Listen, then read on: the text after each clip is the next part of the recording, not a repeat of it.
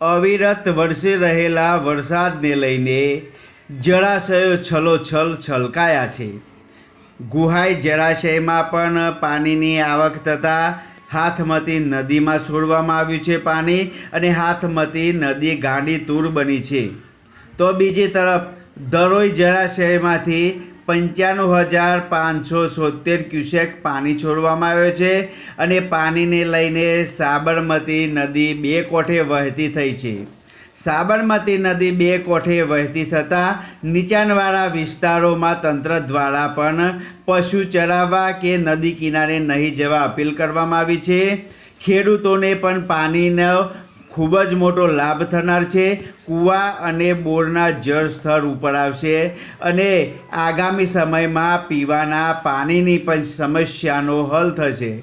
આપ જોઈ રહ્યા છો કે દેરોલ વિજાપુરની સાબરમતી નદીનો નજારો જોઈ રહ્યા છો. ગાંડીતુર બની છે. રાજકમલસિંહ પરમાર, સાબરકાંઠા.